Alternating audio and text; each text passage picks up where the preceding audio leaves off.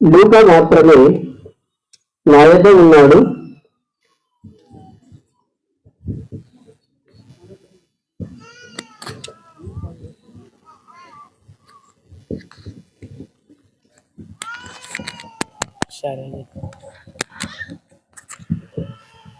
Hello, సరే మంచిది, క్షమించండి. 11వ వచనము నుండి మనం ధ్యానం చేసుకుందాం. 4-11 వచనము నుంచి మనం ధ్యానం చేద్దాం. ఈ సంగతుల ఆజ్ఞాపించి బోధించు బట్టి ఎవడును నిన్ను తృణీకరించలేకుము గాని మాటలలోను ప్రవర్తనలోను ప్రేమలోను విశ్వాసములోను పవిత్రలోను విశ్వాసులకు మాదిరిగా ఉండుము. నేను వచ్చు వరకు చదువుటయందును హెచ్చరించుటయందును బోధించుటయందును జాగ్రత్తగా ఉండుము. పెద్దలు హస్తనిక్షేపములు చేయగా ప్రవచనములను మీకు అనుగ్రహింపబడి మీలో ఉన్నటువంటి వరమును ఆలక్ష్యము చేయకము. మీ అభివృద్ధి అందరికీ తేటగా కనబడు నిమిత్తము వీటిని మనస్కరించుము. వీటి అన్నే సాధకము చేసుకును. నిన్ను గూర్చియు నీ బోధన గూర్చియు జాగ్రత్త కలిగి ఉండుము. వీటిలో నిలకడగా ఉండుము. నీవు ఇలాగు చేసి నిన్ను నీ బోధ వినువారిని రక్షించుకుందువు. దేవుడి కొద్ది మాటలు దీవించి ఆశీర్వదించండి. మంచిది. వాక్యాన్ని అందించిన సహోదరులకు ప్రభుపేట వందనాలు తెలియజేస్తూ ఉన్నాం. ప్రార్థన చేసుకున్నాం. వాక్యం భాగము నిమిత్తమై ప్రార్థన మన మధ్యలో సహోదరుడు మారేష్ గారు వచ్చి ప్రార్థిస్తారు.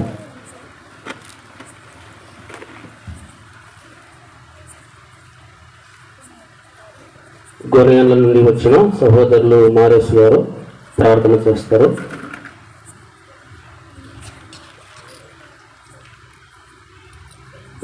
ప్రార్థన చేసుకుందామండి. సకల ఆశీర్వాదములకు కారణభూతుడా మా ఆత్మలను కన్న తండ్రి వెంకదేవ, మీ నామములకు వేలాది వందనాలు కృతజ్ఞతాస్తుతులను చెల్లిస్తూ ఉంటున్నాము తండ్రి.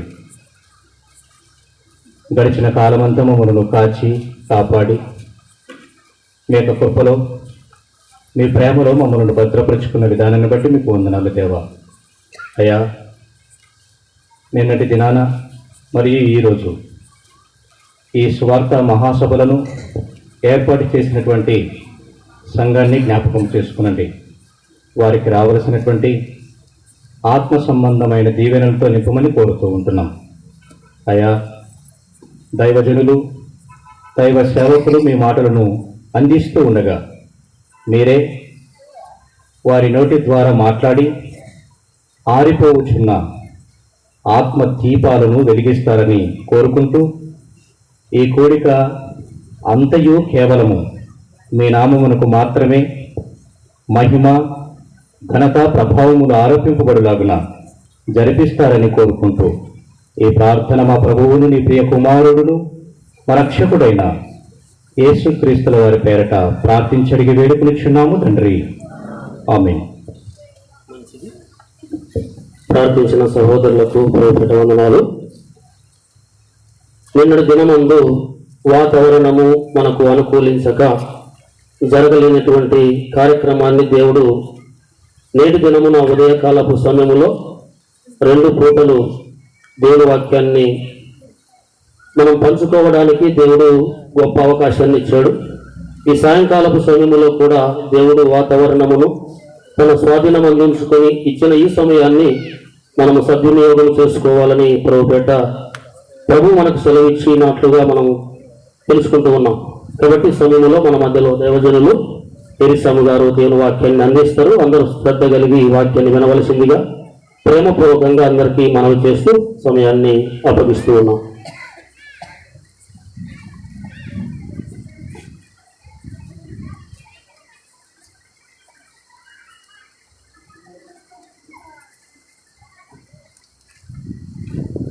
దేవుని సందేశాన్ని వినడానికి వచ్చిన సహోదరులందరికీ, తోటి సేవకులైన వారికి మన ప్రభు యేసుక్రీస్తు వారి నామంలో వందనములు తెలియజేస్తున్నామండి. ఈ మీటింగ్స్లో యవ్వనస్తుల కొరకు సందేశం మాట్లాడండి సార్ అని స్థానిక సంఘము అనంతపురం నుండి పిలిపించారు. వారి కోరిక మేరకు యవ్వనస్తుల గురించి సందేశం మాట్లాడతాం. అయితే ఒక విషయం, యవ్వనం అనేది శరీరానికి ఉంది, ఆత్మకి ఉంది. శరీర సంబంధమైన యవ్వనము మనుషుణ్ణి దేవుని వాక్యానికి సంపూర్ణంగా దూరం చేసే ప్రమాదం ఉంది. ఆత్మ సంబంధమైన యవ్వనము నిత్య జీవానికి వెళ్ళకోకుండా దూరంగా నిన్ను తీసుకెళ్లే, నరకానికి తీసుకెళ్లే ప్రమాదము ఉంది. యవ్వనస్తులు మామూలుగానే బలం కలిగిన వాళ్ళు, శరీర బలము, ఆరోగ్యము, దృఢత్వము కలిగిన వాళ్ళు. అందుకోసమే లోకంలో ఉన్న ప్రతి వారు, ప్రతి సంస్థ, ఏ కంపెనీ వారైనా, ప్రత్యేకించి మిలిటరీ వాళ్ళైనా, సెక్యూరిటీ ఫోర్స్ యవనస్తుల్ని కోరుకుంటారు. కారణం ఏంటంటే వారు శరీర సంబంధమైన దృఢత్వము, ఆరోగ్యము, బలము కలిగిన వారిని వారి వారి సంస్థల్లో చేర్చుకోవడం జరుగుతూ ఉంటుంది. అయితే పరమందున దేవుడు ఒక యవనస్తుడు యవన ప్రాయంలో శరీర సంబంధంగాను అలాగుననే ఆత్మ సంబంధంగాను దేవునికి ఉపయోగపడాలి అని ఆయన కూడా కోరిక కలిగి ఉన్నాడు. అందుకోసమే దేవుడు ఆదాము వాళ్ళని యవనస్తులుగానే పుట్టించాడు. ఆదాము దేవుడు కలగజేసినప్పుడు ఆదాము యవ్వనుడిగా పుట్టాడు. యవ్వనుడిగా దేవుడు ఆదామును సృజించాడు. ఆ తరువాత అతని ప్రక్కటి ముక్కలో నుండి స్త్రీని తీసి వారిరువుకి వివాహం అనే బాంధవ్యం చేత జత చేసి వారితో సహవాసం కలిగి ఉన్నాడు దేవుడు. వారిని ఆశీర్వదించాడు. మీరు ఫలించి అభివృద్ధి పొంది భూమిని నిండించండి అన్నాడు. మహాసృష్టినంతటిని చేసిన దేవుడు అన్ని మంచిది మంచిది అని ఆలోచన చేశాడు. నరుడు ఒంటరిగా ఉండడం మంచిది కాదు అని చెప్పాడు. యవ్వనుడు ఒంటరిగా ఉండకూడదు. ఏం జరుగుతుంది? యవ్వనునికి తన శరీరంలో శోధనలు వస్తాయి. శోధనలు రెండు రకాలు. ఒకటి బాహ్య శోధన, రెండు అంతరంగ శోధన. బాహ్య శోధన అంటే బయట నుంచి వచ్చేది. నీ ప్రవర్తనను బట్టి, నీ మాటల్ని బట్టి ఎదుటి వాళ్ళు నిన్ను నిందించవచ్చు. అదే చెప్పాడు అపోస్తలుడైన పౌలు తిమోతికి 4వ అధ్యాయం 11వ వచనం. తిమోతికి రాసిన మొదటి పత్రిక 4వ అధ్యాయం 11వ వచనంలో ఈ సంగతులను గూర్చి నీవు తరచుగా బోధించు. అయితే నీ యవ్వనమును బట్టి ఎవడును నిన్ను తృణీకరింపకుండా చూసుకో. నీ యవ్వనమును బట్టి ఎవరు నిన్ను తృణీకరింపకుండా చూసుకో. ఎవరు నిన్ను వ్యర్థుడు అని అనకూడదు. వాడితో ఏంటిది అనకూడదు. నీ మాటలోను, నీ ప్రవర్తనలోను, ప్రేమలోను, విశ్వాసంలోను, పవిత్రతలోను విశ్వాసులకు మాదిరిగా ఉండాలి అని చెప్పాడు అనమాట. కాబట్టి యవ్వన జీవితంలో ఇతరుల నుండి తృణీకరింపబడే ప్రమాదం ఉంది. దేన్ని బట్టి? నీ మాటలు, నీ ప్రవర్తన, నువ్వు చూపించే ఇతరుల మీద ప్రేమ, దాన్ని బట్టి ఒకవేళ నీ మాటల్లో చెడు ఉంటే, నీ ప్రవర్తనలో చెడు నడత ఉంటే, నీ ప్రేమ కపటమైందైతే, మోసకరమైందైతే నీవు ఇతరుల చేత తృణీకరింపబడతావు. కాబట్టి యవ్వన ప్రాయంలో మనుషులు ఇతరుల నుండి తృణీకరింపబడే ప్రమాదం ఉంది. శోధన వలన మనుషుడు, బాహ్యమైన శోధన అన్నమాట అది. యాకోబు గారు రాసిన పత్రిక 1వ అధ్యాయంలో శోధన గురించి మాట్లాడుతూ ప్రభు అయిన యేసు యొక్క సహోదరుడు యాకోబు సందేశం రాశాడు సంఘానికి. రాస్తూ ఏమంటున్నాడంటే 1వ అధ్యాయం 12వ వచనంలో ఈ మాటలు రాయబడ్డాయి.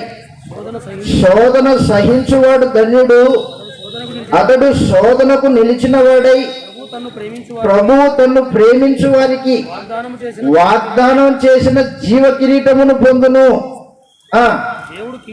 దేవుడు కీడు విషయమై ఎవరిని శోధింపబడనేరడు, ఎవరిని శోధించడు. గనుక ఎవడైనను శోధింపబడిన ఎడల నేను దేవుని చేత శోధింపబడుచున్నానని అనకూడదు. ప్రతివాడు స్వకీయమైన దురాశ చేత ఈడవబడిన వాడై, మరులు కొల్పబడిన వాడై శోధింపబడతాడు. దేవుడు కీడు విషయమై ఎవరిని శోధించడు. శోధించేవాడు అపవాది, కీడు విషయమై శోధించేవాడు వాడు. 2, నీ అంతరంగంలో పుడుతుంది శోధన. అంతరంగంలో పుట్టే శోధన మనుషుణ్ణి దురాశతో ప్రారంభిస్తుంది. శోధన ఎక్కడి నుంచి ప్రారంభమవుతుంది? దురాశ, స్వకీయమైన దురాశ, సొంత దురాశ. నీ అవయవాలలో పుట్టే భోగేచ్చరమటది, నీ అవయవాలలో పుట్టే శరీరేచ్ఛది అంతరంగపు శోధన. ఎవడైతే తన శరీరంలో పుట్టే స్వకీయమైన దురాశను అక్కడికక్కడే కట్ చేస్తాడో, దురాశను మానుకుంటాడో, అతడు తన యవ్వన ప్రవర్తన విషయంలో పవిత్రత కలిగి ఉండడానికి అవకాశం లేదనుకోండి. యవ్వనస్తుడు దురాశలో పడి ఆ దురాశలో ఎంటర్టైన్మెంట్ చేస్తాడు. ఎంటర్టైన్మెంట్, ఈ దురాశ బాగుంది, చెడుతనాన్ని చూచిన వెంటనే అది తన మనసులోకి వెళ్ళి అతని హృదయంలో ఆలోచనల్ని, భావోద్వేగాల్ని పుట్టిస్తుంది. దురాశ ఏం చేస్తుంటుందంటే అవకాశాల కోసం ఎదురు చూస్తుంటుంది. చూడ అక్కడ అంటున్నాడు, దురాశ గర్భము ధరిస్తుంది అన్నాడు. గర్భము ధరిస్తుంది. దురాశకి పిల్లలు పుడతారా? దురాశకి పిల్లలు పుడతారు. దురాశలకి పుట్టే పిల్లలు ఎవరంటే పాపము. దురాశ గర్భము ధరించి పాపమును కనగా పాపము పరిపక్వమై మరణమును కొనును. అది సమాచారం. యవనేచ్ఛలలో పుట్టే అంతరంగపు శోధనది నిన్ను పాపానికి నడిపిస్తుంది.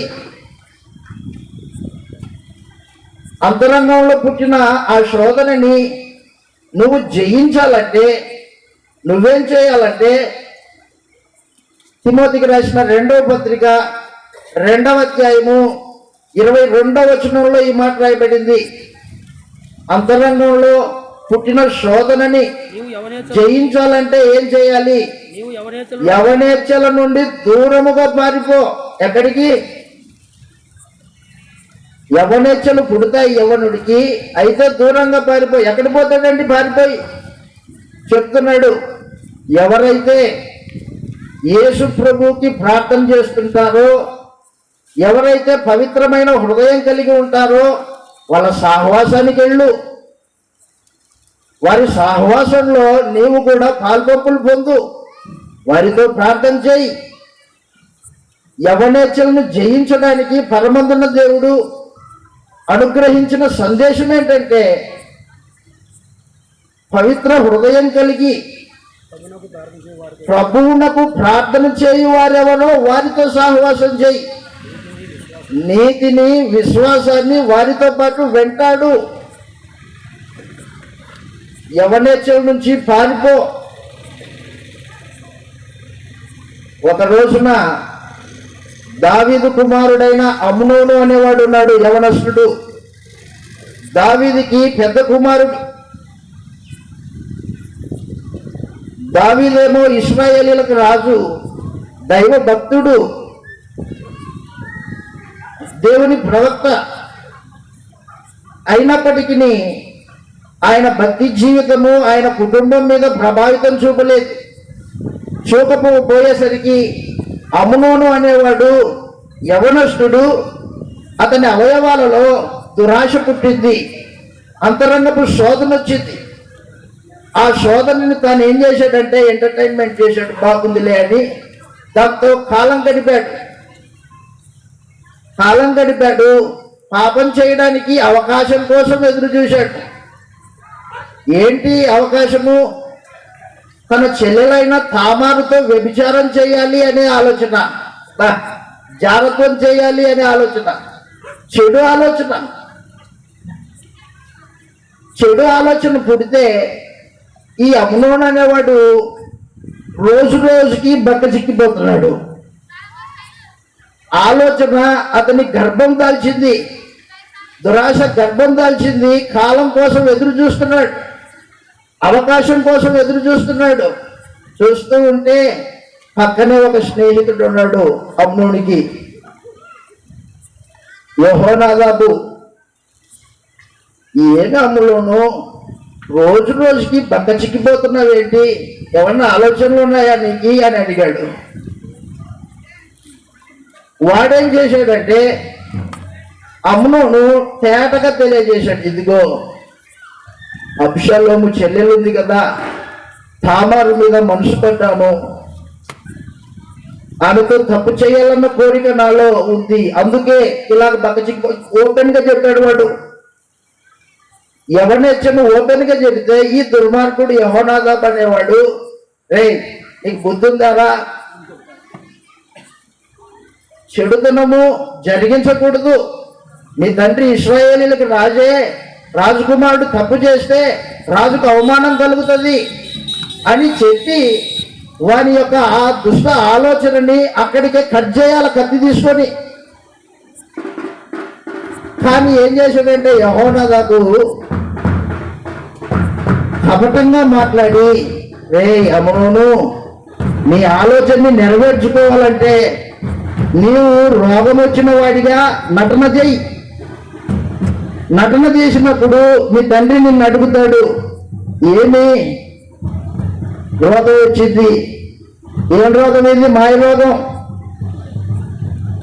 పాపపు రోగం, పాపము చేయడానికి దురాశ కలిగిన రోగం ఇది.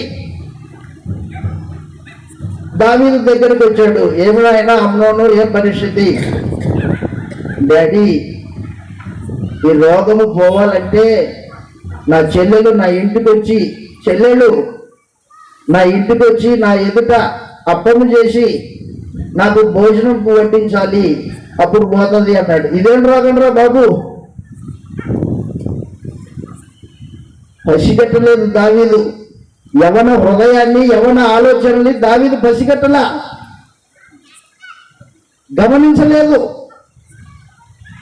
అమ్మా తామారు, మీ అన్నకు భోజనం చేసి పెట్టిరాబో అమ్మా అని పంపించాడు. పంపించిన వెంటనే భోజనం చేసిన తర్వాత అమ్నోను తామారుని చెరిపాడు.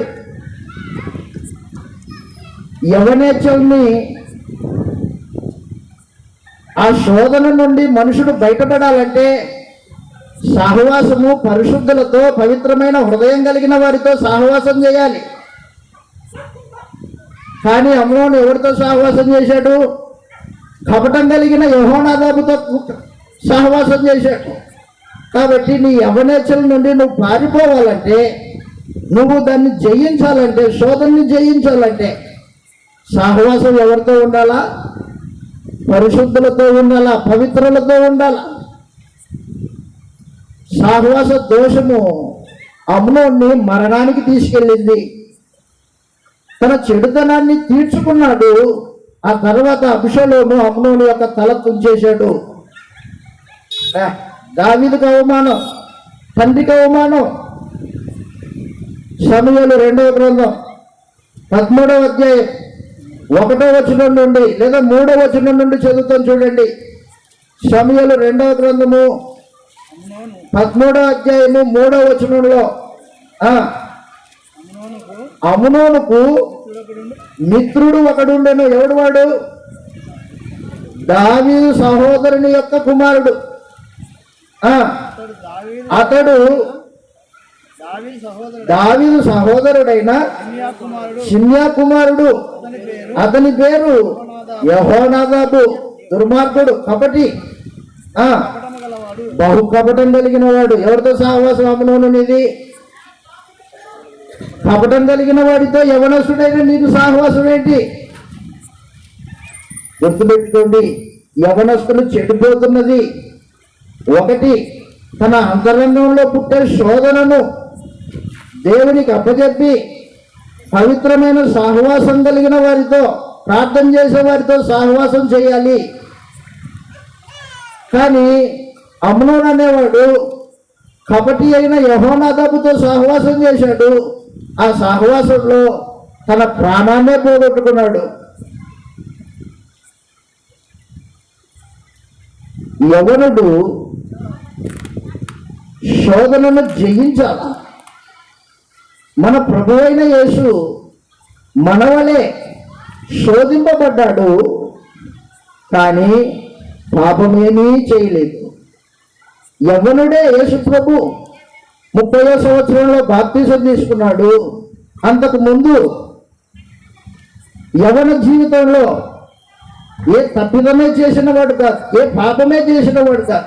ఎలాగున్నాడు? శోధన జయించాడు. ఆయనకు సహాయం చేసింది ఎవరు? యెషయా గ్రంథం 50వ అధ్యాయం. శోధనను జయించడానికి ప్రార్థన కలిగి ఉండాలి. దేవుని సన్నిధిలో నీ సమయాన్ని గడపాలి. దేవుని కొరకు ఆలోచన చేయాలి.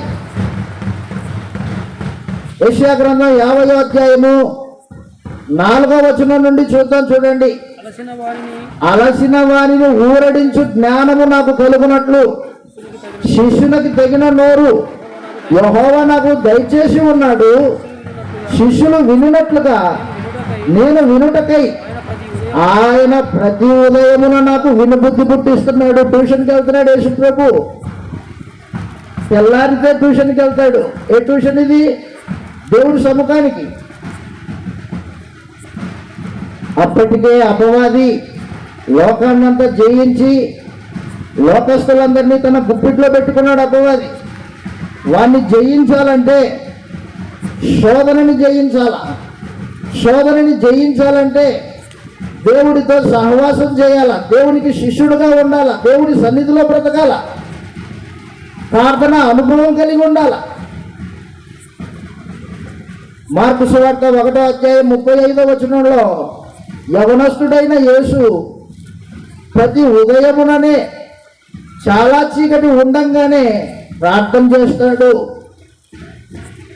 దేవునితో ముచ్చటిస్తాడు, దైవ సన్నిధిలో సమయమును గడుపుతాడు. మార్కు సువార్త 1వ అధ్యాయం 35వ వచనంలో చాలా చీకటి ఉండంగానే పెందల కడనే లేచి, ఇంకా చాలా చీకటి ఉండంగానే బయలుదేరి ఎక్కడికి? అరణ్య ప్రదేశానికి వెళ్ళి అక్కడ ప్రార్థన చేస్తున్నాడు. ఏమని ప్రార్థన చేస్తాడు? యెషయా గ్రంథం 50వ అధ్యాయం 4వ వచనంలో అలసిన వానిని ఊరడించే జ్ఞానము నాకు కలుగునట్లు శిష్యునికి తగిన నోరు నాకు కలుగునట్లు యెహోవా ప్రతి ఉదయమున నాకు వినుబుద్ధి పుట్టిస్తున్నాడు. నేను ఆయన మాటని తిరస్కరించిన వాడని కాదు, ఆయన నాకు వినుబుద్ధి పుట్టించగా నేను తిరుగుబాటు చేయలేదు.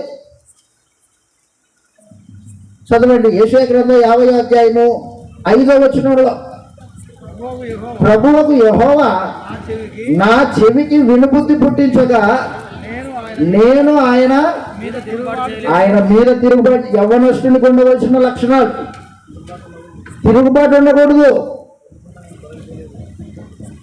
తిరుగుబాటు చేసేవాడు చెడిపోతాడు, గుర్తుపెట్టుకో.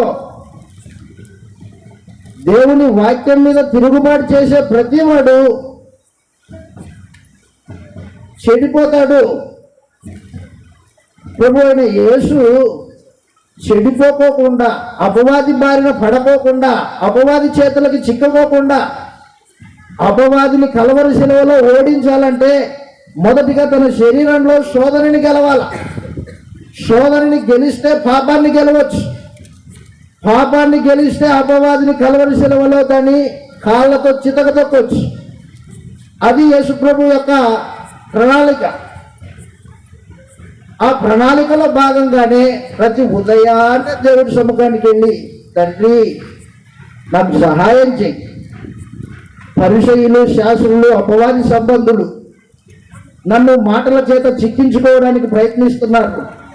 అపవాది నన్ను తన వశాన చేసుకోవడానికి వాడు ప్రయత్నం చేస్తున్నాడు.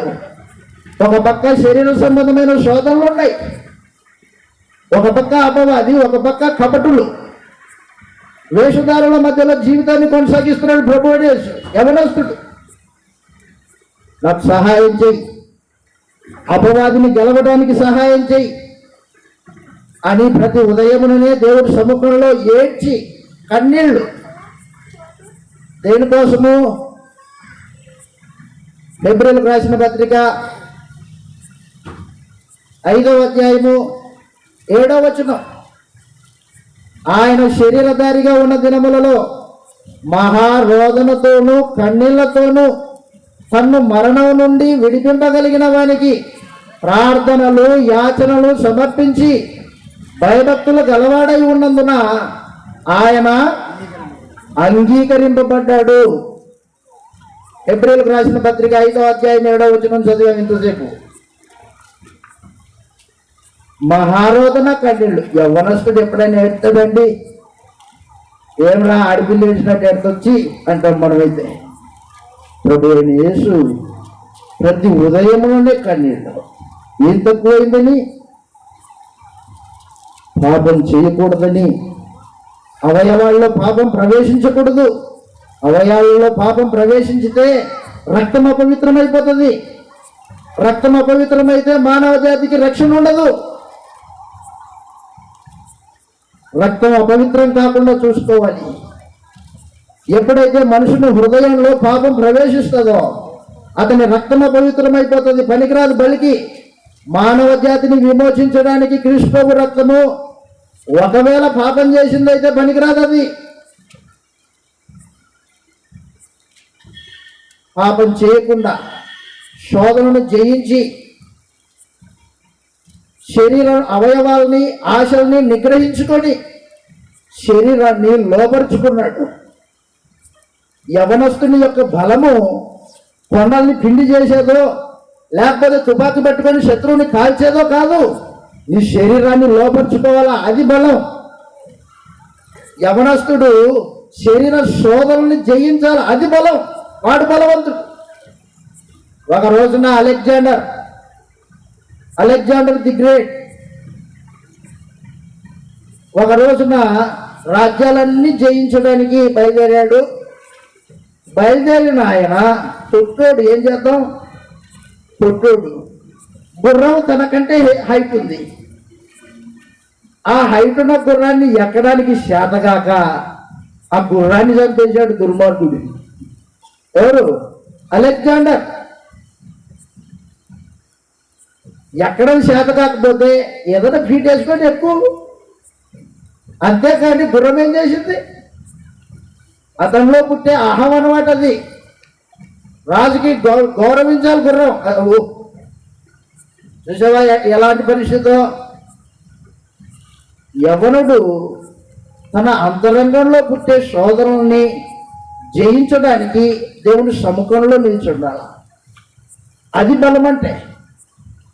అంతేగాని కుండల్ని పుండి చేసేది, ఒక బండరాయిని ఎత్తేది, నా బలం ఎంతుందో చూసుకో, ఇది కాదు. శోధనను జయించిన వాడు బలవంతుడు దేవుడి సముఖంలో. శరీరాన్ని లోపరుచుకున్నవాడు బలవంతుడు. అప్పుడు ఏం చేశాడంటే యేసుప్రభు తన శరీరాన్ని లోపరుచుకున్నాడు. యెషయా గ్రంథం 50వ అధ్యాయం 6వ వచనం, కొట్టువారికి నా వీపును అప్పగించి తిని. ఏం తప్పు చేసింది శరీరం? అయినా కొట్టడానికి నా వీపును అప్పగించి తిని. వెంట్రుకలు పెరిగివేయ వారికి నా చెంపలను అప్పగించి తిని. ఉమ్మివేయి వారికి, అవమానపరచు వారికి నా ముఖం దాచుకోలేదు. అంత అవమానం జరుగుతున్నా, అంత హేళన, అంత తిరస్కారము జరుగుతున్నప్పటికీ శరీరంలో రోషం లేదా వేసి నీకు గుర్తుపెట్టుకో. రోషానికి పోయేవాడు బలహీనుడు. వాడు అన్నాడు కదా అని తిరిగి అనేవాడు బలవంతుడు కాదు, బలహీనుడు. రోషమును అణుచుకోలేని వాడు బలవంతుడు కాదు. నా బలం ఎంతో చూస్తాను రా వాడికి, వాడు కొట్టాడు నన్ను. బలం చూపించేది బలం కాదయ్యా, ఓర్చుకునేది బలం. ప్రభు అయిన యేసు తన శరీరమును లోపరుచుకున్నాడు. దేవుని చిత్తాన్ని జరిగించడమే ఆహారంగా ఆ యవ్వన ప్రాయంలో స్వీకరించాడు ప్రభు అయిన యేసు. ఒక రోజున సమరయ స్త్రీతో మాట్లాడిన తర్వాత శిష్యులు వచ్చి, అయ్యా ఆయన వచ్చేలాగా కొంచెం భోజనం చేయండి, ఇది వచ్చేసిందండి అన్నారు. అది యేసు ప్రభు అంటున్నాడు, మీకు తెలియని ఆహారం నాకు ఉంది అన్నారు. ఎవరో చెప్పి అన్నం పెట్టినట్టున్నారు, అందుకు మాట్లాడుతున్నారు అనుకున్నారు వాళ్ళు. అప్పుడు అన్నాడు యేసు ప్రభు, దేవుని చిత్తమును జరిగించిపోయే నాకు ఆహారమునై ఉన్నది. అందుకే ఎవరుడా నీ ఆహారం ఏది? ఏది నీ ఆహారం? దేవుని చిత్తాన్ని జరిగించాలా, విశ్వాసంతో దేవుని మీద ఆనుకోవాలా. ప్రతి విషయంలో ప్రభు అయిన యేసు దేవుని మీద ఆనుకున్నాడు. యవ్వనస్తుని బలము దేవుని యందలి విశ్వాసమే. ఉదాహరణకి దావీదుని గురించి ఆలోచన చేద్దాం. దావీదు యవనస్తుడు వాళ్ళ తండ్రి యొక్క గొర్రెల మందని కాసుకుంటున్నాడు. ఎర్రనివాడు, కొట్టోడు, గొర్రెల్ని కాసుకుంటున్నాడు. దావీదు కాసుకుంటుంటే వాళ్ళ తండ్రి పిలిచి, యెషయి దావీదు ఇట్రా, నీ అన్నలు యుద్ధంలో సైన్యంలో పనిచేస్తున్నారు, వారికి ఇదిగో ఈ ఆహార పదార్థాలు ఇచ్చినప్పుడు నాయన అని పంపించాడు. పంపించగానే దావీదు అన్నల కొరకు ఆహారం తీసుకొని వచ్చి ఆ పదార్థాలని అప్పగించే సమయంలో శత్రువు యొక్క కేక వినిపించింది. శత్రువు కేక, రే ఎవడైనా ఉన్నాడా? నేను ఫిలిస్తీయుల పక్షాన వచ్చాను, మీలో ఒకరిని పంపించండి, వాడికి నాకు యుద్ధం. మాలో ఎవరు ఓడిపోతే ఆ దేశం ఓడిపోయింది, మాలో ఎవరు గెలిస్తే ఆ దేశం గెలిచింది, రండి చూసుకుందాం. ఆ రోజున యుద్ధాలు భౌతిక సంబంధంగా ప్రాణ అపాయము జరగకోకుండా ఉండడానికి దేశం పక్షాన ఒకరిని, మరొక దేశం పక్షాన ఒకరిని పంపించేవాళ్ళు. ఆ పందాలోనే, ఆ కార్యక్రమంలోనే ఈ ఫిలిస్తీయుని మాటలు విన్నాడు దావీదు. ఏం చేశాడు? ఆ మాటలు విని రోషం కలిగిన వాడై దేవుని పక్షాన యుద్ధం చేయడానికి నిలబడ్డాడు. సున్నతి లేని ఫిలిస్తీయుడు యెహోవా సైన్యాన్ని దూషించడమా? దేవుని ప్రజలైన వారిని దూషణ మాటలు మాట్లాడమా? నచ్చలేదు దావీదు, మనసు అంగీకరించలా.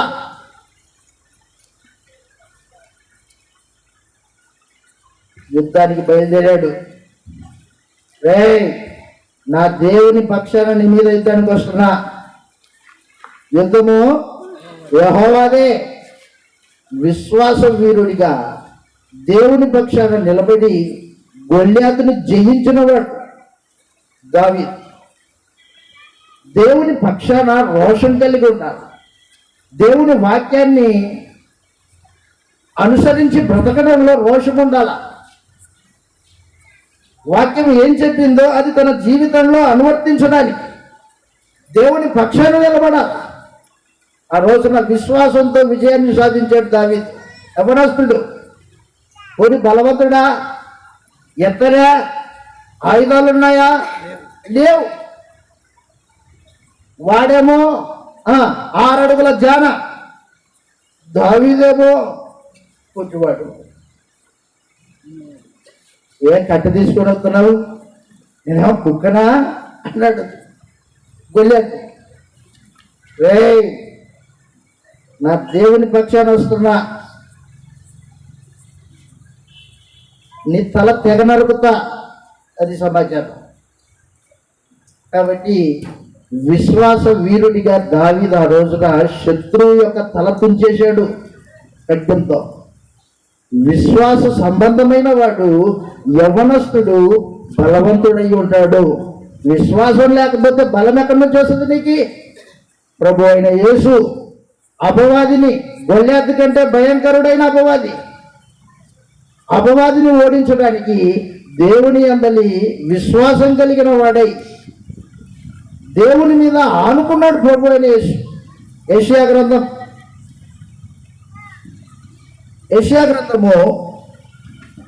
40వ అధ్యాయం, క్షమించండి 26వ అధ్యాయం 2వ వచనము 3వ వచనం. యెషయా గ్రంథము 26వ అధ్యాయము 2వ వచనము 3వ వచనంలో సత్యమును ఆచరించు నీతిగల జనము ప్రవేశించినట్లు ఎవని మనసు నీ మీద ఆనుకును వానిని నువ్వు పూర్ణ శాంతి గలవానిగా కాపాడుదువు. ఏలయనగా అతడు నీ యందు విశ్వాసం ఉంచిన వాడు. అది సమాచారం. ఎవరుడా? నీ బలం ఎక్కడా? శరీర బలం కలది, దేవుని యందు విశ్వాసం వలన కలిగే బలం. యెహోవా పక్షాన యుద్ధానికి వస్తున్నానని ఆ రోజు దావీదు ఎలా అన్నాడో, కనిపించని అపవాదిని, కనిపించే శరీరం కలిగిన ప్రభు అయిన యేసు ఆయుధాలు ధరించుకొని రాజ్యాన్ని తన చేజిక్కించుకున్న అపవాదిని ఓడించడానికి విశ్వాస వీరుడిగా బయలుదేరాడు. కలవరి శిలువలో అపవాదిని నశింపజేశాడు ప్రభు అయిన యేసు. అపవాదిని జయించాల యవనస్తుడు. శరీరాన్ని లోపరుచుకోవాలి, శరీర ఆశల్ని నిగ్రహించుకోవాలి. లేదనుకో, నీ శరీర అవయవాల్లో పుట్టే ఈ యవనేచ్ఛల వలన పాపం చేస్తావు. పాపం చేసిన నీవు దేవుని దృష్టికి చచ్చిన వాడవై ఉంటావు. సంసోను బలవంతుడే, మహాబలాఢ్యుడు, నజీరు చేయబడిన వాడు. పుట్టుకతోనే నాజీరు వ్రతమును అనుసరించిన వాడు సంసోన్. ఏమైంది బలం? ఏమైంది? యవనేచ్ఛల చేత పాడైపోయాడు. దెలీలా చెంత చేరి తనకున్న బలాన్నంతా వదిలిపెట్టుకున్నాడు. దేవునికి విరోధయ్యాడు. గుర్తుపెట్టుకో, శరీర అవయవాలలో పుట్టే కోరికను గెలిచేవాడు బలవంతుడు, కానీ ఓడిపోయేవాడు బలవంతుడు కాదు. శోధనలు ఉంటాయి. దేవుడు శరీరాన్ని ఇచ్చినప్పుడే దానికి ఒక స్వభావాన్ని పెట్టాడు. అయితే ఆ స్వభావాన్ని పెట్టాడు కాబట్టి నేను తప్పు చేస్తాను అనొద్దు. ఆ స్వభావం పెట్టిన దేవుడే నీ కోరికల్ని నీతి సంబంధంగా తీర్చుకోవడానికి వివాహం అనే బాంధవ్యాన్ని ఏర్పాటు చేశాడు. నీకు శరీరాన్ని ఇచ్చిన దేవుడు నీ కోరికల్ని నీతి సంబంధంగా నెరవేర్చుకోవడానికి, తీర్చుకోవడానికి భార్యనిచ్చాడు. నీ భార్య భర్త వారి యవ్వన జీవితంలో వారి వారి శరీర సంబంధమైన ధర్మములను నెరవేర్చుకోవాలి. పాన్పు నిష్కలంకం ఉండాలి, కలంకం ఉండకూడదు. కానీ ఈ రోజున మనుషులు శరీరమును దాని యొక్క ఆశలను అణుచుకోలేక యవన ప్రాయంలోనే ఒకడు తాగుడుకు బానిస, ఒకడు వ్యభిచారపు గృహానికి బానిస, మరి ఒకడు భౌతిక సంబంధమైన శరీర సంబంధమైన కోరికలు నెరవేర్చుకోవడానికి బానిస. గుర్తుపెట్టుకోండి, శరీర కోరికలను అణుచుకోలేని వాడు బలహీనుడు. యవనస్తుడు ఏం చేస్తాడంటే యోసేపులాగా, యోసేపు యవనస్తుడు, సుందరుడు, రూపసి, పోతిఫర్ ఇంట ఐగుప్తు దేశంలో దాసుడిగా పనిచేస్తున్నాడు. అప్పుడు బాహ్యమైన శోధన వచ్చింది యోసేపుకి. అంతరంగం శోధన కాదు, బాహ్య శోధన, బయట నుంచి శోధన వచ్చింది యోసేపుకి. నువ్వు నాతో శయనించుము అని యజమానురాలు ప్రతిరోజు శోధిస్తుంది. ఎన్నడే ఒప్పుకున్నవాడు కాదు. యవన బలం లేదా? ఉంది. కానీ నా దేవుడు నన్ను చూస్తున్నాడు, నా దేవుడు నన్ను చూస్తున్నాడు. నా ఆలోచన లేదు. ఆయన కనుదృష్టి మానవ హృదయాల్ని తేటగా గమనించే కనుదృష్టి అయితే. ఆయన మనుషుల హృదయాన్ని కనిపెట్టి వారిలో ఉన్న ఆలోచన అది చెడ్డదా లేదా అది మంచిదా అని కనిపెట్టేవాడు ఆయన. ఆయన ఎదుట నేను ఇటు దుష్కార్యానికి ఒడిగట్టను. నా దేవుని దృష్టికి ఇటు దుష్కార్యం చేయను నేను అని అక్కడికక్కడే తన పైవస్త్రాన్ని వదిలిపెట్టేసి పారిపోయాడు. సంసోను అలా చేయలేదు. సంసోనికి యోసేపుకి తేడాది. సంసోను నేరుగా దెలీలా దగ్గరికి, వేశ్య దగ్గరికి వెళ్ళాడు. వేశ్య లాంటి ఆలోచన కలిగిన యజమానురాలు దగ్గరకు వస్తే, పాపమే యోసేపుని కౌగిలించుకోవడానికి వస్తే పాపాన్ని తిరస్కరించి పారిపోయినవాడు యోసేపు. ఎవరు బలవంతుడు? సంసోనా యోసేపా? యోసేపు బలవంతుడు. అపవాదిని ఎదిరించగలిగిన శక్తి దేవుడు ప్రతి వానికి అనుగ్రహించాడు. ప్రతి వానికి. నాకు ఇవ్వలేదండి అందుకే నేను పడిపోతున్నాను, అలా నాయనకి ఇచ్చాడండి, యేసుప్రభుకి ఇచ్చాడు, మనకి ఇవ్వలేదు అందుకే మనం పాపం చేసాం, ఆయన పాపం చేయకుండా బతికాడు అంటారు. నీకు గుర్తుందా? యేసుప్రభుకి ఏ శరీరం ఇచ్చాడో నీకు అదే శరీరాన్ని ఇచ్చాడు. శరీరంలో ఉన్నంత మాత్రాన పాపం చేయాల్సిన అవసరం లేదు.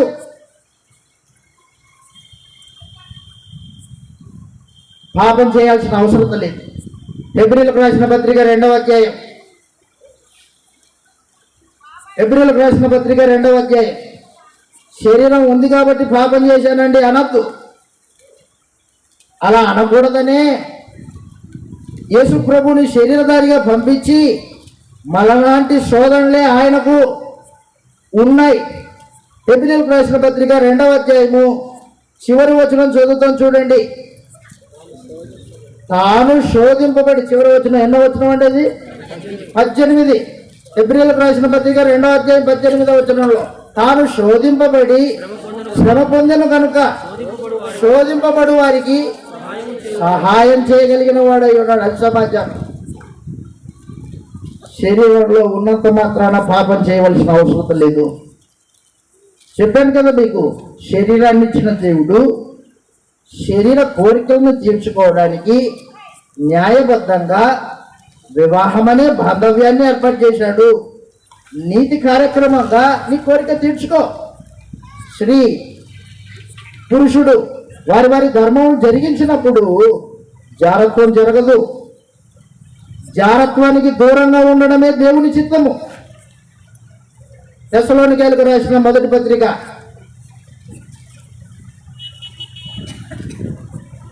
తన ఘటమును కాపాడుకొనుట ఎట్లో ఎరిగి ఉండడమే యవనస్తుని యొక్క బలం. తెస్సలోనికైలకు రాసిన మొదటి పత్రికలో తెలియజేస్తూ ఉన్నాడు, అపోస్తుడైన పౌలు తెస్సలోనికైలకు రాసిన మొదటి పత్రిక 4వ అధ్యాయం 4వ వచనం నుండి 3వ వచనం నుండి మీరు పరిశుద్ధులగుటయే అనగా మీరు జారత్వమునకు దూరముగా పారిపోవుటయే దేవుని చిత్తం. మీలో ప్రతివాడును దేవుని ఎరుగని అన్యజనుల వలె కామాభిలాషయందు కాక, అది గుర్తుపెట్టుకో, కామాభిలాషయందు కాక పరిశుద్ధత యందును ఘనత యందును తన ఘటమును కాపాడుకోవాలి. ఘటం అంటే చెందు కాదు, శరీరం. పరిశుద్ధత యందును ఘనత యందును తన ఘటమును కాపాడుకొనుట ఎట్లో ఎరిగి ఉండుటయే దేవుని చిత్తం. అది సమాచారం. పిల్లరా, పరమందున దేవుడు ఆయన పిల్లలైన వారు అపవాదిని ఓడించాలా? అపవాదిని ఓడించాలంటే వాక్యమందు నిలిచి ఉండాలా? శోధనను జయించాలంటే పరిశుద్ధులతో సహవాసం చేయాల. నీ సహవాసం ఎక్కడా? ఎవరితో? లోకస్తులతో సహవాసం చేసిన వాడు ఏమైపోయాడు? అమ్నోను చెడిపోయాడు. సొలొమోను కుమారుడైన రెహబాము యవనస్తుల యొక్క ఆలోచన చేసుకొని యవనస్తుల యొక్క ఆలోచన ప్రకారంగా నడిచి రాజ్యము చీలిపోవడానికి కారకుడయ్యాడు. అదొక కారణం. అది సొలొమోను ఎంత జ్ఞాని! అపో మహాజ్ఞాని. దూర దేశం నుండి శాబా దేశపు రాని సొలొమోను జ్ఞానం వినడానికి వచ్చింది. ప్రారంభంలో ఎంత భక్తి సొలొమోనుది! ఎంత భక్తి! సొలొమోనా, అయ్యా ఏం కావాలి నీకు కోరుకో, ఇస్తా. తండ్రి నాకేమొద్దు, నీ ప్రజల్ని పరిపాలన చేయడానికి వివేకం కావాలి అన్నాడు. మంచి కోరిక. శత్రువుల యొక్క ప్రాణాన్ని అడగలేదు, ఐశ్వర్యాన్ని అడగలేదు. ఏమడిగాడు? వివేకం అడిగాడు. యవ్వనుడికి వివేకం అవసరం, జ్ఞానం అవసరం. లోకంలో ఎలా బ్రతకాలో అని తెలుసుకునే జ్ఞానం కాదు, పరిశుద్ధంగా ఎలా బ్రతకాలో తెలుసుకునే జ్ఞానం కావాలి. ఆ రోజున సొలొమోను భౌతికమైన జ్ఞానం అడిగాడు, దేవుడు భౌతికమైన జ్ఞానం అనుగ్రహించాడు. ఆ తర్వాత సొలొమోను దేవునికి విరోధంగా, ధర్మశాస్త్రానికి వ్యతిరేకంగా పాపం చేసి అనేకమైన అన్యజనుల రాజుల కుమార్తెలను వివాహం చేసుకొని విగ్రహారాధన చేసిన వాడు ఆ సొలొమోనే. ఏమైంది? భక్తి రాను రాను మంట కలిసిపోయింది, మట్టిలో కలిసిపోయింది. దేవుడు సొలొమోనికి 2 మార్లు తన వాక్యాన్ని వినిపింపజేశాడు. సొలొమోనా మార్చుకో అన్నాడు. 2 సార్లు తిరస్కరించాడు. సొలొమోను మారు మనసు పొందినట్టుగా గ్రంథంలో లేదు. గుర్తుపెట్టుకోండి, యవ్వన ప్రాయము దేవుని కాడి మోయాలి. ఇర్మియా గ్రంథం ముగించేస్తాను, అయిపోయింది. ఇర్మియా గ్రంథం, క్షమించండి, విలాప వాక్యములు 3వ అధ్యాయం 27వ వచనం. విలాప వాక్యములు 3వ అధ్యాయము 27వ వచనంలో ఇలాగ రాయబడింది, యవ్వన కాలమున కాడి మోయుట నరుని మేలు. యవ్వన కాలమున కాడి మోయుట నరునికి మేలు. అతని మీద దాన్ని మోపినవాడు యెహోవాయే. పరమందున దేవుడు యేసు ప్రభు యొక్క భుజాల మీద రాజ్యభారాన్ని మోపాడు. రాజ్యభారం. యెషయా గ్రంథం 9వ అధ్యాయం 7వ వచనం, 6వ వచనం చూద్దాం. మొదటిగా యెషయా గ్రంథము 9వ అధ్యాయం 6వ వచనం. ఏలయనగా ఒక శిశువు పుట్టెను, మనకు కుమారుడు అనుగ్రహింపబడెను, ఆయన భుజముల మీద రాజ్యభారం ఉండేను. అది గుర్తుపెట్టుకో. యవ్వనస్తుడు దేవుని కార్యక్రమాల్లో పాల్పంపులు పొందాలి. ఎలా పొందాలి? దేనికోసం పొందాలి? నిత్య జీవం కొరకు పొందాలి. దాన్ని మోపినవాడు దేవుడే. కాడి మోయాలి. కాడిని మోయకోకుండా దాన్ని పక్కన పెట్టి తిరిగేవాడు లోకాన్ని ప్రేమించేవాడు. లోకాన్ని ప్రేమించే ప్రతివాడు దేవునికి శత్రువు. వ్యభిచారి. ఎవరు వ్యభిచారి? లోకాన్ని ప్రేమించేవాడు. యాకోబు పత్రిక 4:4 వ్యభిచారులారా, ఈ లోక స్నేహము దేవునితో వైరమని మీరు ఎరుగరా అన్నాడు. దేవుని కాడిని తిరస్కరించి దాన్ని దిట్టపరిచి పక్కన పడేసి లోకాన్ని ప్రేమించే ప్రతివాడు. లోకాన్ని ప్రేమించడం అంటే శరీరాశను, నేత్రాశను, జీవకుటుంబమును కలిగి ఉండడం. అలాంటి వాడు అపవాది సంబంధి, దేవునికి శత్రువు. నీ మీద మోపబడిన కాడి ఆత్మ సంబంధమైనది, దేవుని కార్యక్రమాలు. ప్రభు అయిన యేసు రాజ్యభారమును మోసిన వాడై ఏం చేశాడంటే దాన్ని సంపూర్ణంగా నెరవేర్చాడు. యోహాను సువార్త 17:3 చివరి ప్రార్థన చేస్తున్నాడు యేసు ప్రభు. తండ్రి, నువ్వు నాకు ఇచ్చిన కార్యములను సంపూర్ణంగా నెరవేర్చానని చెప్పేశాడు. సంపూర్ణంగా సిద్ధపాటు కలిగి ఉన్నాడు ప్రభు యేసు. ఆ రోజున దేవుని చిత్తాన్ని జరిగించడానికి తన శరీరాన్ని లోపరుచుకున్నాడు. ఈ రోజున బాప్తిజం పొందిన ప్రతి వ్యక్తికి దేవుడు అనుగ్రహించిన కాడి కొత్త నిబంధన. ఆ నిబంధన యొక్క ఆజ్ఞలు తెలుసా నీకు? మత్తయి సువార్త 5వ అధ్యాయం నుండి 7వ అధ్యాయం వరకు మనం చదివినప్పుడు సంపూర్ణంగా తెలియజేశాడు. ఆత్మ విషయమై దీనులైన వారు ధన్యులు, హృదయ శుద్ధి గలవారు ధన్యులు, బీదల్ని కనికరించేవాడు ధన్యుడు. ఎంత గొప్పదో! కొత్త నిబంధన, ఉన్నతమైన రాజ్యాంగ చట్టం. మత్తయి సువార్త 11వ అధ్యాయం 28వ వచనంలో ప్రయాసపడి భారం మోసుకొనుచున్న సమస్త జనులారా నా యొద్దకు రండి, నేను విశ్రాంతిని ఇస్తాను. ఎవరితో అంటున్నాడు యేసుప్రభు మాట? ప్రయాసపడి భారం మోసుకున్న సమస్త జనులు. ఎవరు సమస్త జనులు? అక్కడ యూదులు. ధర్మశాస్త్రాన్ని మోయలేక గీలబడిపోయాడు. వాళ్ళకి సందేశం ఇస్తున్నాడు. ఏమని? ప్రయాసపడి భారం మోసుకొనుచున్న సమస్త జనులారా నా యొద్దకు రండి, నేను మీకు విశ్రాంతిని ఇస్తాను. కొత్త నిబంధన విశ్రాంతిని దయచేసేది అది. నేను మీకు విశ్రాంతిని ఇస్తాను.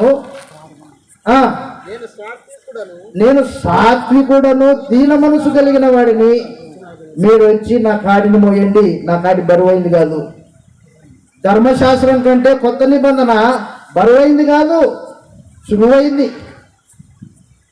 మొట్టమొదటిగా తానే ధర్మశాస్త్రాన్ని నెరవేర్చి కొట్టేసి మన రక్తం చేత క్రొత్త నిబంధన అనే కాడి మనకు అనుగ్రహించాడు. సులువు. గుర్తుపెట్టుకోండి, ఆత్మ సంబంధంగా బతకాలి అనేది కష్టం కాదు. మనకు ముందు ప్రభువైన యేసు, అపోస్తలులు, మొదటి శతాబ్దపు సంఘము నడుచుకుంటూ వెళ్ళిన మార్గం అది. దాంట్లో ఆల్రెడీ ముళ్ళులు తీసేయబడ్డాయి. సులువుగా నడచొచ్చు. మనం ఏంటంటే మనసులో ఒక నిర్ణయం పెట్టేసుకున్నాం. ఏమని? అబ్బా, క్రైస్తవ జీవితం చాలా కష్టమైంది, అబ్బా బహు భారమైంది. ఎప్పుడైతే నీ మనసులో నిర్ణయము భారమైందని, కష్టమైందని ఆలోచన చేశావో అప్పుడే కష్టమైపోయింది నీకు. ఒకసారి ఆలోచన చేయి. అది సులువు అని ప్రభు చెప్పాడంటే సులువు కాదు అది. ఆయన అబద్ధం చెప్తాడా? భారమైన కాడి మోపి ఇది నా కాడి సులువు అంటాడా? అబద్ధికుడు కాదు, సత్య సంబంధి. ప్రభు అనే అబద్ధం చెప్పడు. ఆ కాడిని ఇష్టపూర్వకంగా మోస్తే సులువు. ఎవరో కష్టంగా మోసేటప్పుడు అది నీ కష్టమే. ఇష్టపూర్వకంగా నీ కన్నులతో నిబంధన చేసుకోవాలా, నీ అవయవాలతో నిబంధన చేసుకోవాలా. పాపేచుడు పాప స్వభావము నాలో ఉండకూడదు. నేను దేవునికి ఇష్టడిగా బ్రతకాలి, దేవుని చిత్తాన్ని జరిగించాలి. ఒక మాట చెప్పి నేను ముగించేస్తాను, అయిపోయింది నా టైం.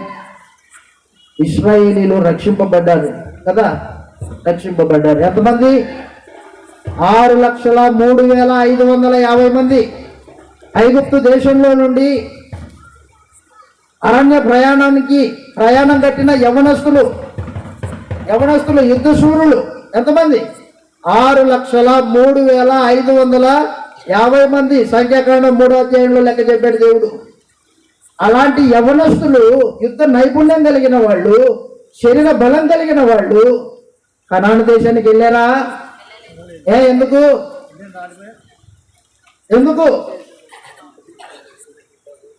రక్షింపబడలేదా వాళ్ళు? బాప్తిసం పొందలేదా వాళ్ళు?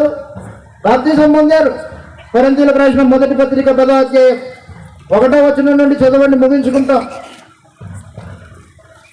కొరింథీయులకు రాసిన మొదటి పత్రిక 10వ అధ్యాయం 1వ వచనంలో ఇశ్రాయేలీల యొక్క సైన్యం, యుద్ధశూరులు, యవనస్తులు ప్రయాణం కట్టారు కనాను దేశానికి. ఐగుప్తు బానిసత్వం నుండి సంఖ్యలు తెంపబడి దేవుడు వారిని నడిపిస్తూ ఉంటే వాళ్ళు ఏం చేశారో చూడండి, ఏమేం కార్యక్రమాలు చేశారో.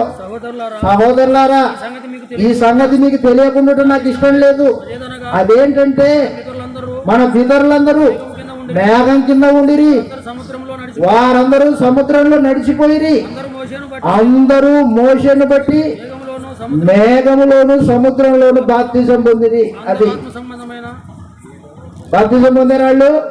పైన మేఘము, నీళ్లు, కింద సముద్రము, చుట్టుపక్కల గోడలు, నీళ్ళ గోడలు. మేఘములోను సముద్రంలోను బాప్తిజం పొందిరి. అందరూ మోషేను బట్టి మేఘములోను సముద్రంలోను బాప్తిజం పొందిరి. అందరూ ఆత్మ సంబంధమైన ఒకే ఆహారం భుజించిరి, ఆత్మ సంబంధమైన ఒకే పానమును పానం చేసిరి. ఏలయనగా వారిని వెంబడించిన ఆత్మ సంబంధమైన బండలోనికి తాగిరి. ఆ బండ క్రీస్తే. అయితే వారిలో ఎక్కువ మంది దేవునికి ఇష్టలుగా ఉండకపోయిరి గనుక అరణ్యంలో సంహరింపబడిరి. వారు ఆశించారు, చెడుతనాన్ని ఆశించారు, చెడ్డవాటిని ఆశించారు. కన్నులతో మాకు మాంసాన్ని సిద్ధం చేయగలడా? శోధన, దేవుణ్ణి శోధించారు, దేవునికి పరీక్ష పెట్టారు. అరణ్యంలో 6,03,548 మంది చనిపోయారు. 2 మాత్రమే కనానికి చేరారు, యెహోషువ, కాలేబు. కారణం ఏంటి? దేవుని వాక్యం మీద విశ్వాసం. మనము కనాను దేశాన్ని జయించుతాం. మన దేవుడు మన పక్షాన యుద్ధం చేస్తున్నాడు. అంత విశ్వాసమో. విశ్వాస విజయమే యవనుని యొక్క విజయం. 6 లక్షల మంది రక్షింపబడిన వాడు పాడైపోయారు. అరణ్యంలో ఎండిన ఆకులు చెట్టుకు రాలిపోతాయే, అలా రాలిపోయారు. 2 మాత్రమే, యెహోషువ, కాలేబులు మాత్రమే కనాను దేశంలో ప్రవేశిస్తారు. మరి ఒకరు ప్రవేశించలేరు. ఎందుకయ్యా? వాళ్ళు నన్ను పూర్ణ మనస్సుతో నా ఆజ్ఞకు లోబడ్డారు, పూర్ణ మనస్సుతో నా యందు విశ్వాసం ఉంచారు. యవ్వనస్తుతో గుర్తుపెట్టుకో. అపోస్తలుడైన పౌలు యవనస్తుడే. పాపం చేయకోకుండా అనేకులకు ప్రకటించిన తర్వాత నేనే భ్రష్టునైపోతానేమోనని శరీరాన్ని నిలగొడుతున్నాడు, శరీరాన్ని లోపరుచుకుంటున్నాడు. శరీరాన్ని లోపరుచుకోకపోతే ఆ శరీరము నీ ఆత్మకు వ్యతిరేకంగా పోరాటం చేస్తుంది. అది ఆత్మయుద్ధం. ఎక్కడ? నీ శరీరంతోనే. గలతీ పత్రిక 5వ అధ్యాయం 24వ వచనంలో చెప్పాడు, శరీరం ఆత్మకును ఆత్మ శరీరముకును విరోధముగా అపేక్షించుచున్నది అని చెప్పాడు. యుద్ధం అక్కడే ఉంది, నీలోనే. ఎవరికి ఓటేస్తావు? ఆత్మక, శరీరానిక? శరీరానికి ఓటేసిన వాడు నిత్యాగ్ని దండనికి లోనవుతాడు, ఆత్మకు ఓటేసిన వాడు నిత్య జీవం పొందుతాడు. యవ్వన ప్రాయంలోనే నీ క్రియలు జాగ్రత్త. తిమోతి, ధనాపేక్ష కలిగి ఉండొద్దు నాయన. యవనస్తుడు తిమోతి దేవుని సేవ చేస్తున్నాడు. ఇందాక చదివాము మనము, దేవుని సేవ చేస్తున్నాడు తిమోతి. ఆ యవనస్తుడైన వానికి విశ్వాస వీరుడైన వృద్ధుడైన పౌలు తన మరణ దినం దగ్గర పడే సమయంలో ఉత్తరం రాశాడు. 2వ పత్రిక, తిమోతికి రాసిన 2వ పత్రికలో పౌలు యవనస్తునికి చెబుతున్న పాఠం చూడండి ఎంత బాగుందో. తిమోతికి రాసిన 2వ పత్రిక 2వ అధ్యాయం 22, యవనస్తుల నుండి పారిపో అని చెప్పిన తర్వాత లేఖన భాగం చదువుతాను, ఒకసారి జాగ్రత్తగా ఆలోచన చేయండి. తిమోతికి రాసిన 2వ పత్రికలో ప్రత్యేకించి 4వ అధ్యాయము 5వ వచనం నుండి, అయితే నీవు అన్ని విషయంలో మితముగా ఉండుము, శ్రమపడుము. అదిగో ఏం పని చేయాలా? సువార్తికుని పని చేయి. అయితే జాగ్రత్త నాయన, సువార్తికుని పని చేయి. నీ పరిచర్యను సంపూర్ణంగా జరిగించు, అరకొరగా చేయొద్దు, సగం చేయొద్దు, సంపూర్ణంగా చేయి. దేవుని సేవకు సమర్పించుకుంటే సమర్పణ కలిగి ఉండు. లోకం సగము, క్రైస్తవ్యం సగము, నులివెచ్చని జీవితం పనికిరాదు నాయన. వద్దు, సంపూర్ణంగా జరిగించు. మంచి పోరాటం చేయి. పోరాటం చేసేవాడు సైనికుడు, యవనస్తుడు క్రీస్తు సైనికుడు అనమాట. మంచి పోరాటము. నేను పోరాడి తిని, కడముట్టించి తిని, విశ్వాసమును కాపాడుకుంటుని, ఇక మీదట నా కొరకు అది నిరీక్షణ. నా జీవితము నాకు ధైర్యాన్ని ఇవ్వాల. నేను బతికే యవన జీవితంలో వృద్ధాప్యం వరకు నా విశ్వాసాన్ని, మరణం వరకు నా విశ్వాసాన్ని కాపాడుకొని నిత్య జీవపు నీతి కిరీటం ప్రభు అయిన యేసు నాకు ఇస్తాడు. నాకులాగానే ఆయన ప్రత్యక్షత కొరకు ఎదురు చూసే ప్రతివానికి ఇస్తాడు. నీతి కిరీటం నా కొరకు ఉంచబడింది. ఈ రోజున యవనస్తులు భౌతికమైన వాటి కోసం పరుగులు ఎత్తుతుంటే చూడలేకపోతున్నాం. ఏంటంటే డబ్బు సంపాదన, ధన సంపాదన కోసం పరిగెత్తుతున్నాడు మనిషి. సంపాదించుకోవాల్సింది ధనం కాదు, ఏది? నీతి, విశ్వాసము, ప్రేమ, సాత్వికము, దీర్ఘశాంతము, వీటిని సంపాదించుకోండి ఆయన. తిమోతికి రాసిన 1వ పత్రిక 6వ అధ్యాయం 6వ వచనంలో, సంతుష్టి సహితమైన దైవభక్తి ఉన్నవాటితో సంతృప్తి పొందు, అది గొప్ప లాభసాధకం. సంతృప్తి సహితమైన దైవభక్తి గొప్ప లాభసాధకమై ఉన్నది. మనం ఈ లోకంలోనికి ఏమీ తేలేదు, దీనిలో నుండి ఏమీ తీసుకొని పోలేము. కాగా అన్నవసరములు గలవారమై ఉండి వాటితో తృప్తి పొంది ఉన్నాము. తృప్తి లేని యవనస్తుడు పనికిరాడు. తృప్తి కలిగిన జీవితం, అది నీకు ప్రయోజనకరం ఆత్మ సంబంధంగా.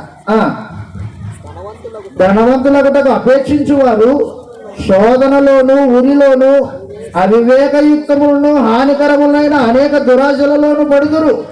ఇటివి మనుషులను నష్టములోను, నాశనములోను ముంచివేయను. ఎందుకనగా ధనాపేక్ష సమస్తమైన కీడులకు మూలము. దాన్ని ఆశించి అనేకులు విశ్వాసమును తొలగిపోయారు. తమ్ము తామే పొడుచుకున్నారంట. ఆత్మహత్య చేసుకున్నారని అర్థం. తమ్మును తాము పొడుచుకోవడం అంటే ఏంటి? ఆత్మహత్య. తమ్మును తామే పొడుచుకున్నారు. దైవజనుడా, నీవైతే వీటిని విసర్జించి భక్తిని, నీతిని, విశ్వాసమును, ప్రేమను, ఓర్పును, సాత్వికమును సంపాదించుకొనుటకు ప్రయాసపడు నాయనా. ఎంత బాగా చెప్పాడో. లోకాన్ని సంపాదించుకో, ధనం సంపాదించుకో, వాడిని ఇది చేయి, వీడిని ఇది చేయి కాదు. నీతిని సంపాదించుకో నాయనా. నీ అకౌంట్లో నీతి ఎంత ఉంది? నీతి ఎంత ఉంది నీ అకౌంట్లో? నీ బ్యాంకులో నీ డబ్బులు ఎన్ని ఉన్నాయి? అది కాదు దేవుడు చూసేది. నీ వ్యక్తిగత జీవితంలో, నీ ప్రవర్తనలో, నీ క్యారెక్టర్లో నీతి ఎక్కడుంది? ఎంత ఉంది? ఏ స్థాయిలో ఉంది? నీతిని, భక్తిని, భక్తి ఎంత మేరకు ఉంటుంది మనకి? భక్తిని, విశ్వాసం ఎంత మేరకు ఉన్నది? విశ్వాసమును, సాత్వికమును సంపాదించుకున్నటకు ప్రయాసపడు. కాబట్టి ప్రియులారా, యవనస్తుడు అపవాదిని ఎదిరించగలిగిన బలవంతుడు. దేవుడు సహాయం చేస్తున్నాడు, మరోపక్క మన ప్రభు అయిన యేసు సహాయం చేస్తున్నాడు. నీ అంతరంగంలో పరిశుద్ధాత్మను సహాయకరంగా ఉంచాడు. సంఘ సహవాసంలో నీవు శోధనలో పడిపోకుండా ఉండడానికి ఏర్పాట్లు చేశాడు. పాపం చేయకోకుండా నీతిగా బ్రతకడానికి నీ చుట్టూ పెడితే అవన్నీ ఆలోచన చేయకోకుండా శరీర సంబంధంగా స్వార్థపూరితంగా ఆలోచన చేసుకుని పాపం చేయడము, లోకాన్ని ప్రేమించడం ఏమన్నా న్యాయమేనా? ఆత్మ సంబంధమైన కన్నులు తెలుసు. నీ చుట్టూ నీకు సహాయత ఎంతుందో చూడు. ఆత్మ సంబంధమైన సహాయం ఎంతుంది నీ చుట్టూ? నాకెవడు సహాయం లేదు, అందుకు నేను పడిపోయా అనొద్దు. గుడ్డోడిగా ఉన్నాడు. వాక్యంలోకి రా, ఆలోచన చేయి. కాబట్టి ప్రియులారా, యవనస్తులు దేవుని మీద ఆనుకోవాలి, విశ్వాసం కలిగి ఉండాలి, శరీరమును అపవిత్రం కాకుండా కాపాడుకోవాలి, శోధనను జయించాలి, నిత్య జీవితాన్ని నిరీక్షణ కలిగి బతకాలి, మరణం వరకు నమ్మకంగా బతకాలి, కాపాడుకోవాలి. యవన ప్రాయంలో నీ కుటుంబాన్ని కాపాడుకోవాలి, నువ్వు కాపాడబడాలి, నీ పిల్లల్ని పెంచాలి ఆ రీతిగా. కాబట్టి దయచేసి గుర్తుపెట్టుకోండి, మంది ఈ లోకం కాదు. ఈ యవన ప్రాయం ఇలాగే ఉండదు. అదే ఆత్మ సంబంధమైన యవనం అనుకోండి, అది స్థిరంగా ఉంటుంది, నిత్య జీవానికి మనల్ని నడిపిస్తుంది. వాక్యము అపోస్తుల బోధలో నిలిచి ఉన్నప్పుడు మనల్ని స్థిరంగా నడిపిస్తుంది నిత్య జీవానికి. ఆ రీతిగా మీరు ఆలోచన చేయవలనని ఈ అవకాశం ఇచ్చిన స్థానిక సంఘానికి, సహోదరులైన వారికి, కూడి వచ్చి దైవ సందేశాన్ని విన్న మీ అందరికీ ప్రభు క్రీస్తు యేసు నామములో వందనాలు తెలియజేస్తూ ఈ ప్రసంగాన్ని ముగించేస్తున్నారు. అందరికీ వందనాలు.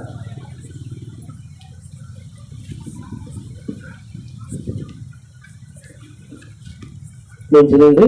ఇంతవరకు వాక్యం అయితే అందరికీ అర్థవంతమైనటువంటి బోధన మనకు చేశారు. దాదాపు 1:06 తీసుకున్నాడు సహోదరులు.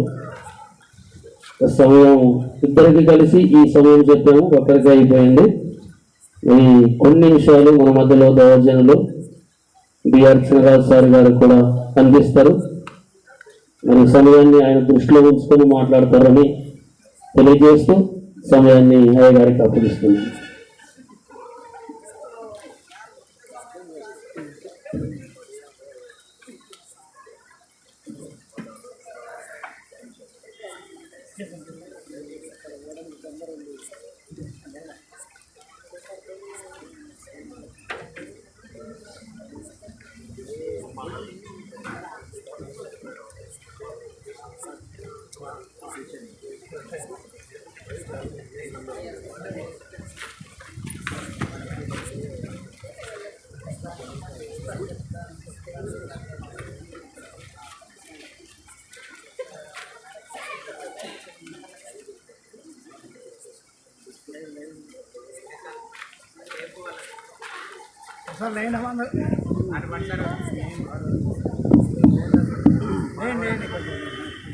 దయచేసి అందరూ ఒకసారి లేచి నిలబడండి.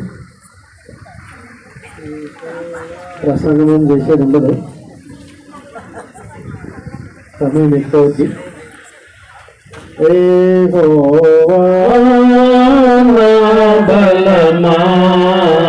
యథార్థమైనది నీ మార్గం, పరిపూర్ణమైనది నీ మార్గం. యెహోవా. దయచేసి అందరూ కూర్చోండి.